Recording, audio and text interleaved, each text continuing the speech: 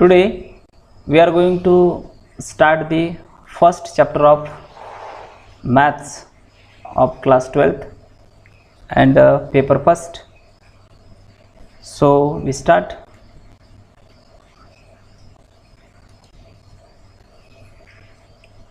So we are going to see the chapter mathematical logic.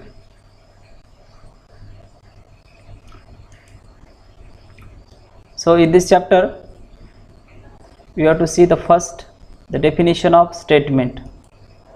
So what is the statement? Statement काय असतं?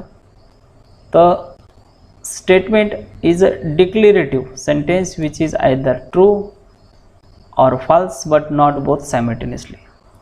तर हे बघा math मधील स्टेटमेंट काय आहे बघा, स्टेटमेंट यालाच आपण प्रोपोजिशन सुद्धा म्हणतो.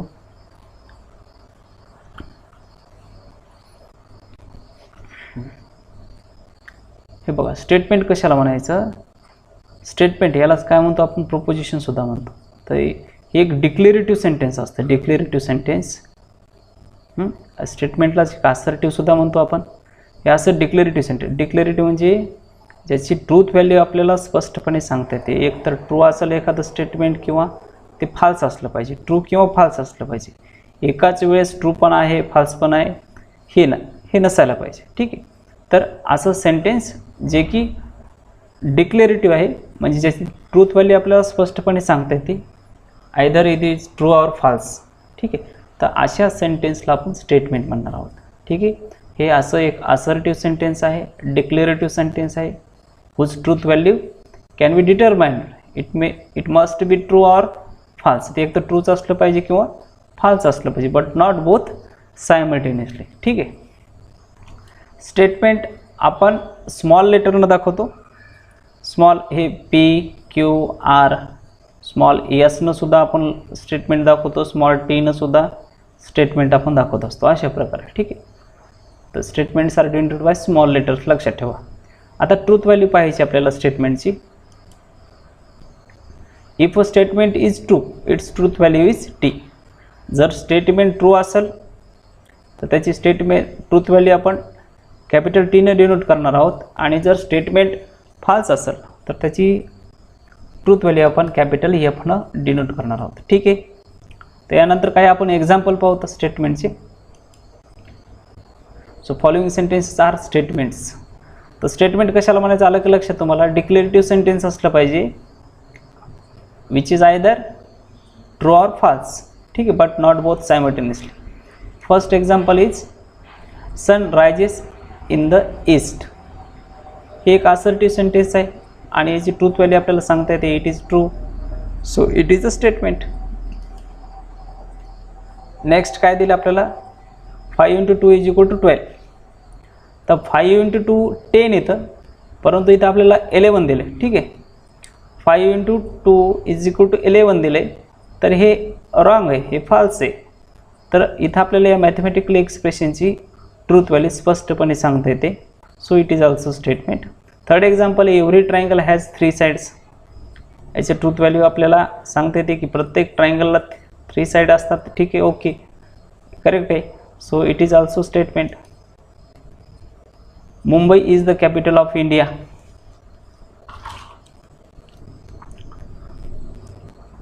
तर मुंबई कशाचं कॅपिटल आहे, महाराष्ट्राचं. इथे इंडियाचं दिले, म्हणजे हे स्टेटमेंट फाल्स आहे. याची ट्रूथ व्हॅल्यू आपल्याला सांगता येते, therefore it is also statement. आणि हे जे fifth example, a natural number is an integer. Natural number integer असतात आपल्याला माहीत आहे. ठीक आहे. So it is also statement. तर हे आपण पाहिलं स्टेटमेंट, त्याची ट्रूथ व्हॅल्यू आणि काही एक्झाम्पल स्टेटमेंटचे. स्टेटमेंट कशाला म्हणायचं आपण लक्षात ठेवलं की असं असर्टिव्ह सेंटेन्स ज्याची ट्रूथ व्हॅल्यू आपल्याला सांगता येते त्याला काय म्हटलेलं आहे आपण, स्टेटमेंट म्हटलेलं आहे. जर ट्रूथ व्हॅल्यू, जर दिलेलं स्टेटमेंट हे ट्रू असेल तर त्याची ट्रूथ व्हॅल्यू कॅपिटल T. जर फाल्स असेल तर त्याची ट्रूथ व्हॅल्यू कॅपिटल F. ठीक आहे. आणि काही एक्झाम्पल पाहिलेत. आता ट्रूथ व्हॅल्यू आपण पुढे ट्रूथ व्हॅल्यू आपण यांना पण दाखवणार आहोत. कशानं, 1 न. जर ट्रूथ व्हॅल्यू ट्रू असेल, दिलेलं स्टेटमेंट जर ट्रू असेल त्याची ट्रूथ व्हॅल्यू आपण दाखवणार आहेत 1 न.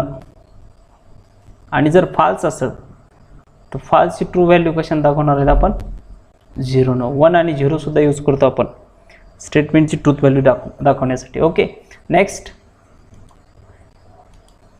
Following sentences are not statements. तर खालील काही वाक्य दिलेले आहेत आपल्याला, काही एक्सप्रेशन दिलेत, ते स्टेटमेंट नाहीत. कोणकोणते नाहीत पहा. प्लीज गिव्ह युअर पे. तर काय लक्षात येते, हे दिलेलं वाक्य एक इम्पेरेटिव्ह सेंटेन्स आहे. This is one of the imperative sentence.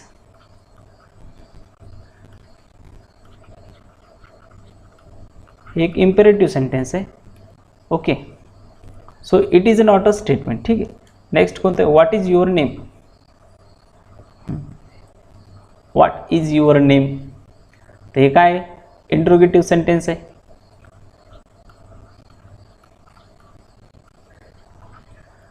हे एक इंट्रोगेटिव्ह सेंटेन्स आहे. ठीक आहे. What a beautiful place it is, इथं एक्सक्लेमेटरी मार्क आले. हे कोणतं सेंटेन्स आहे, हे एक्सक्लेमेटरी सेंटेन्स आहे.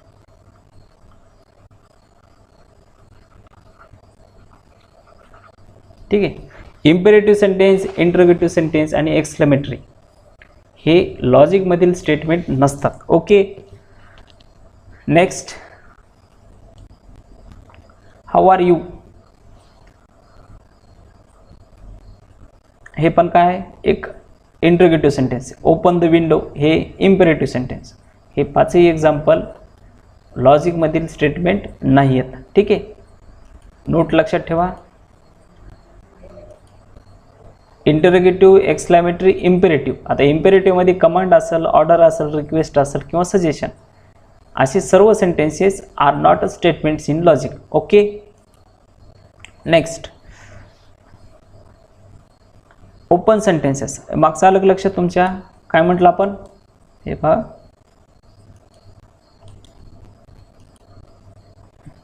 हे लक्षात ठेवा. असर्टिव्ह सेंटेन्स ज्याची ट्रूथ व्हॅल्यू आपल्याला स्पष्टपणे सांगता येते, असे असर्टिव्ह सेंटेन्सेस, डिक्लेरेटिव्ह सेंटेन्सेस हे स्टेटमेंट असतात. आणि हे जे सेंटेन्सचे प्रकार आहेत कोणते, इंटरोगेटिव्ह सेंटेन्स असेल, एक्सक्लेमेटरी असेल किंवा इम्पेरेटिव्ह असेल, हे तीन टाईपचे जे सेंटेन्स जर आलं तर हे लॉजिकमधील स्टेटमेंट होत नाही, लक्षात ठेवा. Okay, next, open sentence. ठीक आहे. खाली काही एक्झाम्पल पाहू आपण. काही सेंटेन्सेस दिलेत आपल्याला. हे दिलं 3x/2 - 9 = 0. तर यामध्ये हे एक व्हॅरिएबल आलेलं आहे, एक्स हे व्हॅरिएबल आलेले आहे. हे एक्सची व्हॅल्यू काय आपल्याला माहीत नाही.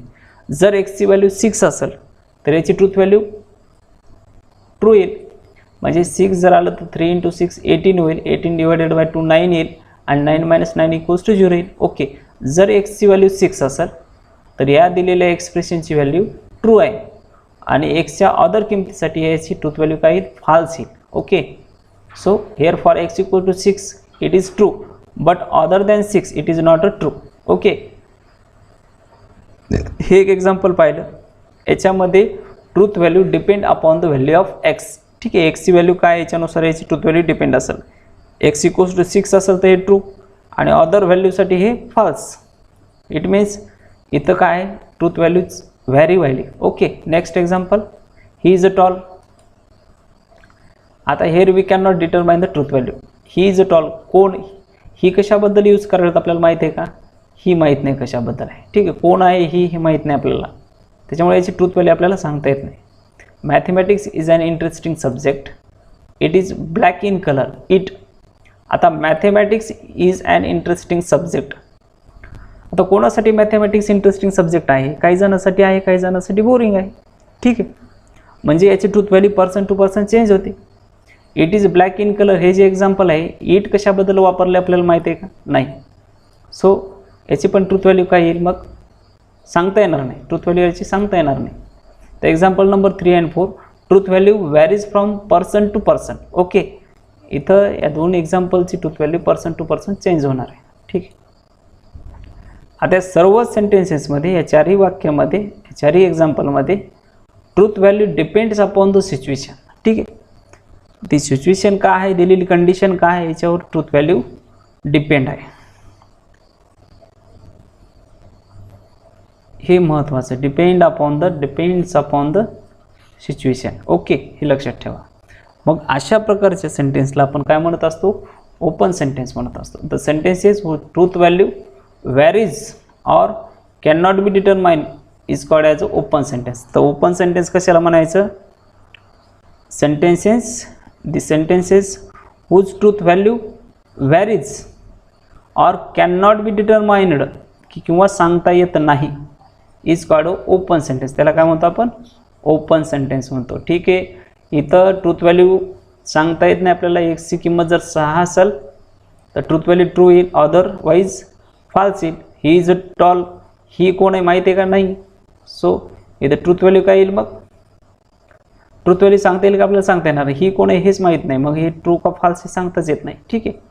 Mathematics is an interesting subject किंवा it is black in colour. या एक्झाम्पलमध्ये ह्या ज्या सेंटेन्सचे ट्रूथ व्हॅल्यू येतात हे असर्टिव्ह सेंटेन्स आहे. ओके. आता स्टेटमेंट असण्यासाठी असर्टिव्ह सेंटेन्स असलं पाहिजे. हे असर्टिव्ह सेंटेन्स आहे, हे पण असर्टिव्ह सेंटेन्स आहे, हे पण असर्टिव्ह सेंटेन्स आहे, परंतु हे डिक्लेरेटिव्ह नाही. डिक्लेरेटिव्ह नाही म्हणजे काय? याची ट्रूथ व्हॅल्यू आपण स्पष्टपणे सांगू शकत नाहीत. Okay. So that type of these all types of sentences are not statements. So these are called as open sentences. Open sentence कशाला म्हणायचं? whose truth value varies. Okay. Next, logical connective, simple and compound statement आता पाहायचं. ठीक आहे. Logical connective कशाला म्हणायचं? The words of phrases which are used to connect. असे words किंवा फ्रेजेस ज्याचा उपयोग आपण used to connect two statements, ज्याचा उपयोग आपण कशासाठी करणार आहोत? 2 स्टेटमेंट जोडण्यासाठी करणार आहोत. ठीक आहे. Is called as a logical connectives. Logical connectives कशाला म्हटलं आहे आपण? असे वर्ड्स किंवा phrases which are used to connect the 2 statements. 2 statement connect करण्यासाठी किंवा कंबाईन करण्यासाठी ज्या वर्ड्सचा किंवा फ्रेजेसचा उपयोग होतो त्याला काय म्हटलेलं आहे आपण? Logical connective. ओके. नेक्स्ट, तर कोणते वर्ड्स आहेत ते? And, or, if, then, if and only if. हे असं आपण डिनोट करतो, असं पण लिहितो IFF. ठीक आहे. If and only if and not are called as the logical connective. ज्याला म्हटलेलं आहे आपण लॉजिकल कनेक्टिव्स. ठीक आहे. सिंपल स्टेटमेंट कशाला म्हणायचं? A statement which can not be break or split further into 2 or more statement is called as a simple statement. असं statement ज्याला परत आपण स्प्लिट करू शकत नाहीत, ब्रेक करू शकत नाहीत 2 स्टेटमेंटमध्ये किंवा अधिक स्टेटमेंटमध्ये. ठीक आहे. कंपाऊंड स्टेटमेंट कशाला म्हणायचं? If a statement is combination of 2 or more statement is called as a compound statement. एखादं स्टेटमेंट जर 2 किंवा 2 पेक्षा अधिक स्टेटमेंटचं कॉम्बिनेशन असेल त्याला म्हणायचं आपण कंपाऊंड स्टेटमेंट. आता इथं बघा 3 is a prime and 4 is a even number. काय दिलं? हे एक सिंपल स्टेटमेंट आहे. कोणतं? हे 3 इज अ प्राईम हे सिंपल स्टेटमेंट आहे आणि याच्यामध्ये अँड आले अँड अँडचा यूज करून आपण दुसरे सिंपल स्टेटमेंट जोडले त्याला. कोणतं? 4 इज अँड इव्हन नंबर. ठीक आहे. तर हे एक झालं कंपाऊंड स्टेटमेंट. ओके. हे एक सिंपल स्टेटमेंट आहे, हे एक सिंपल स्टेटमेंट आहे. हे आपण बाय युजिंग द अँडचा यूज करून अँड या लॉजिकल कनेक्टिव्हचा यूज करून हे 2 स्टेटमेंट आपण कंबाईन केलेत.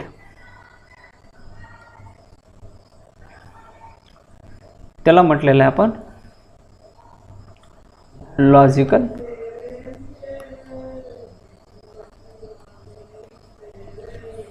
त्याला म्हटलेलं आपण कंपाऊंड स्टेटमेंट. ओके.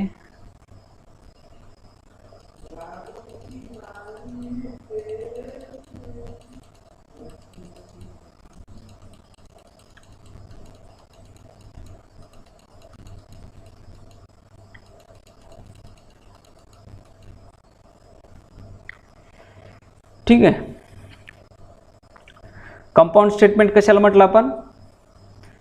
जर 2 सिंपल स्टेटमेंट किंवा 2 पेक्षा अधिक स्टेटमेंट्स हे आपण लॉजिकल कनेक्टिव्हचा वापर करून जर जोडले तर त्याला म्हटलं आपण compound statement. Okay. So next, conjunction. आता लॉजिकल कनेक्टिव्ह कोणतं यूज करतो आपण? The types of compound statements, हे बघा, the types of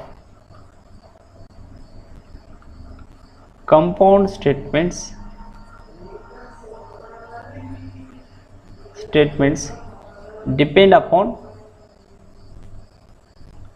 depend upon the logical connectives used.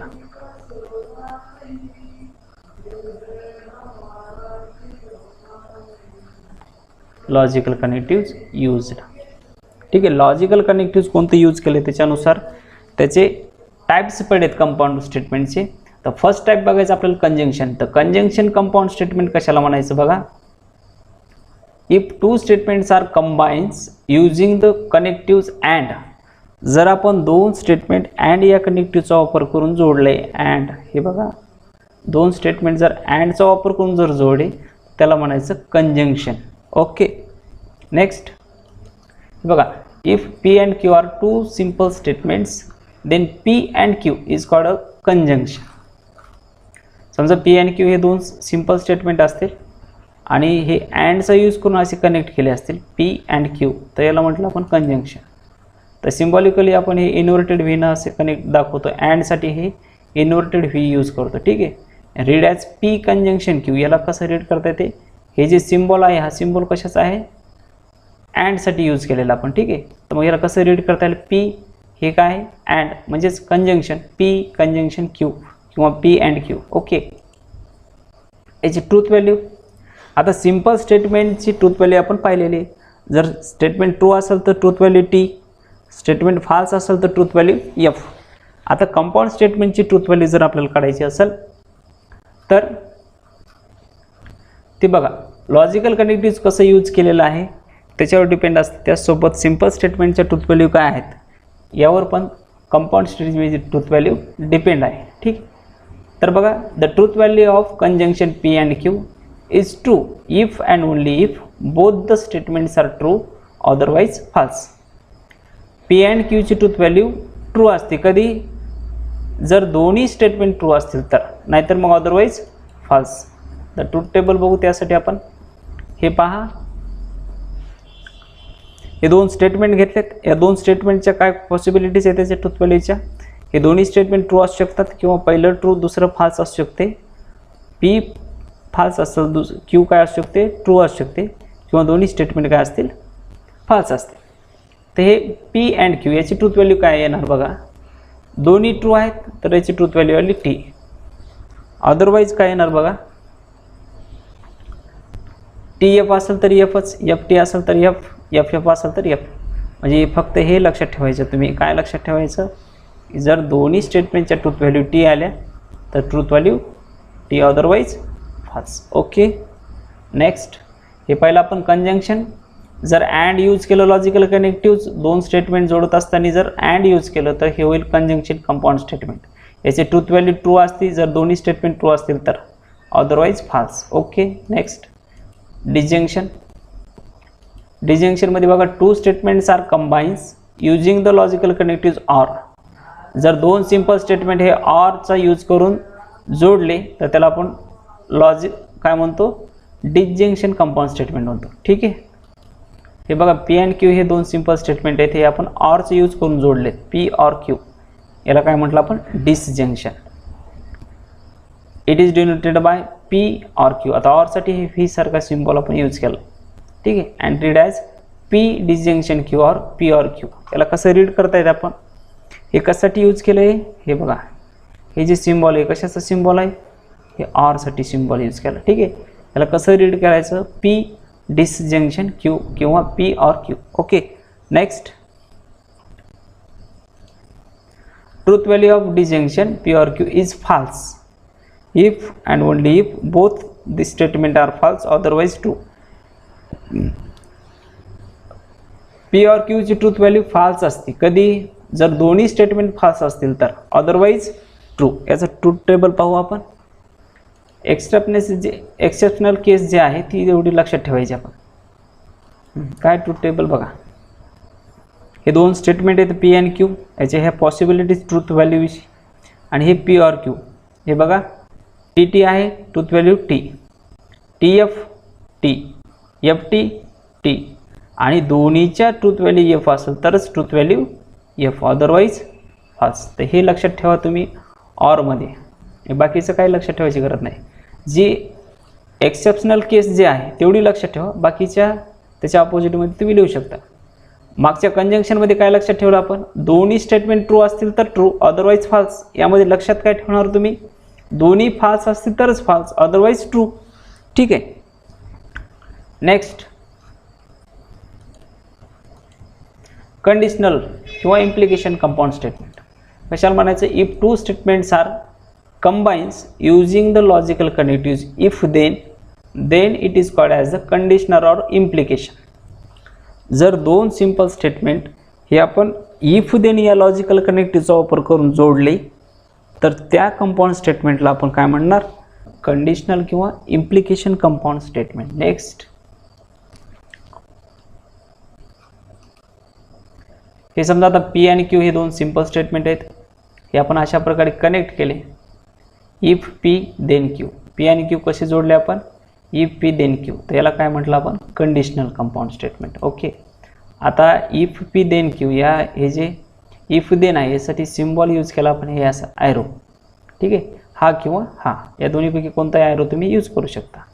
आणि याला कसं रीड करता येते, पी इम्प्लाइज क्यू किंवा इफ पी देन क्यू. याला कसं रीड करायचं, पी इम्प्लाइज क्यू किंवा if P then Q. Okay. Next याची ट्रूथ व्हॅल्यू कशी आहे बघा, the truth value of conditional statement P implies Q is false only if P is true and Q is false. जर P statement true असेल आणि Q false असेल तरच false, otherwise true. तर याचा ट्रूथ टेबल पहा, याच्यामध्ये पहा याची ट्रूथ व्हॅल्यू हे P आणि Q, हे P implies Q च्या ट्रूथ व्हॅल्यू. टी टी असेल तर टीच येणार. पहिलं P ट्रू आहे आणि Q false आहे, त्याची ट्रूथ व्हॅल्यू काय, फॉल्स. हे लक्षात ठेवा तुम्ही, याच्यामध्ये हे एवढं लक्षात ठेवा, बाकीचं काय येणार आहे, ट्रू येणार आहे. हे एवढं लक्षात ठेवलं तर चालतं. ओके. इथं टी आहे, इथं टी आहे, इथं टी आहे, हे एवढं लक्षात ठेवायचं. ठीक आहे. ओके. याचे काही सिमिलर वर्ड आहेत, इफ देनच्यासाठी काही सिमिलर वर्ड आहेत ते बघा. Some conditional statement, p is sufficient for q. If देनच्या लॉजिकल कनेक्टिव्हच्या ऐवजी p is sufficient for q असं येऊ शकतं, हे पण कंडिशनल कंपाऊंड स्टेटमेंट आहे. Q is necessary for p असंही लिहिता येतं त्याला आपल्याला. त्याचप्रकारे पी इम्प्लाइज क्यू हे तर आपण पाहिले, Q follow from P, Q हे पीवरून मिळत आहे. आणि पी ओनली इफ क्यू, जर क्यू तरच पी. ठीक आहे. तर हे जे 5 आपण एक्झाम्पल पाहिले आहेत, हे 5ही एक्झाम्पल इफ देन सिमिलर हे वर्ड्स आहेत, हे फ्रेजेस आहेत, ते लक्षात ठेवायचं. म्हणजे इफ देन नाही आलं स्टेटमेंटमध्ये आणि p is sufficient for q किंवा q is necessary for p किंवा पी इम्प्लाइज क्यू अशा प्रकारे जर फ्रेज आले ते लक्षात ठेवायचं की हे सर्व फ्रेज हे कंडिशनल कंपाऊंड स्टेटमेंट आहे, ते लक्षात ठेवा. ओके. Next biconditional. आता दोन स्टेटमेंट जर आपण इफ अँड ओनली इफ या लॉजिकल कनेक्टिव्हचा वापर करून कंबाईन केले, हे जे कंपाऊंड स्टेटमेंट आहेत याचे जे आपण प्रकार पाहिले, टाईप्स पाहिले होते, ह्या ज्या टाईप्स आहेत हे लॉजिकल कनेक्टिव्स कोणतं यूज करायला आपण त्यामध्ये त्याच्यावर डिपेंड आहे. ठीक आहे. जर दोन statement if and only if या लॉजिकल कनेक्टिव्हचा वापर करून जोडले, कंबाईन केले, त्याला म्हणतो आपण बाय कंडिशनल किंवा डबल इम्प्लिकेशन. ओके. हे बघा पी आणि क्यू हे समजा दोन सिंपल स्टेटमेंट आहेत, हे आपण कंबाईन करायला होतं इफ अँड ओनली इफचा वापर करून. P if and only if Q, तर याला म्हटलं आपण बाय कंडिशनल. ओके. सिम्बॉलिकली हे डबल हेड ॲरो आपण याचा वापरतो. हे जे ॲरो आहे या ॲरोचा वापर करून आपण बाय कंडिशनल स्टेटमेंट रिप्रेझेंट करतो. Okay.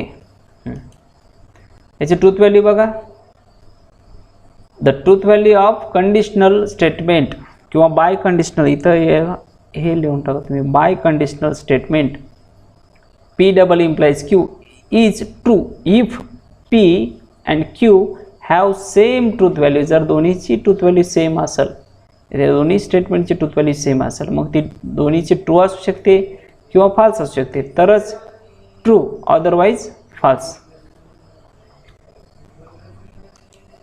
Truth value for biconditional. हे बघा आपण काय म्हणले, ट्रूथ व्हॅल्यू कशा आहेत, जर दोन्हीचे ट्रू तरच ट्रू, तर इथं ट्रू आहे, हे ट्रू आहे, हे ट्रू आहे, तर ट्रूथ व्हॅल्यू आली ट्रू. हे फाल्स आहे, हे फाल्स आहे, सेम ट्रूथ व्हॅल्यू, तर truth value true, otherwise false. Okay. Next, आता निगेशन पाहायचं आपल्याला.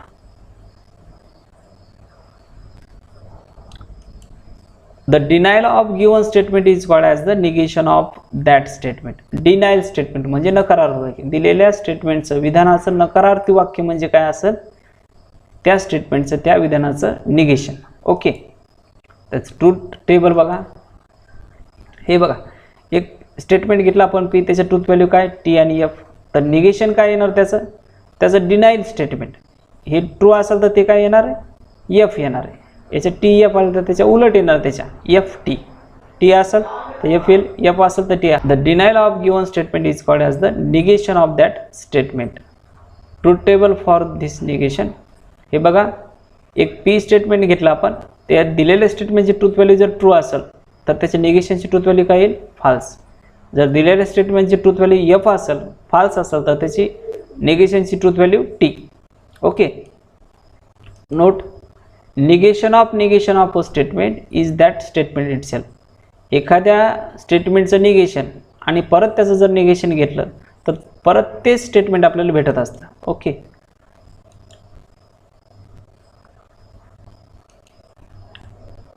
हे बघा, तर हे लक्षात ठेवा, निगेशन ऑफ निगेशन पी, तर काय मिळालेलं आहे आपल्याला, पी मिळालेलं आहे. ओके.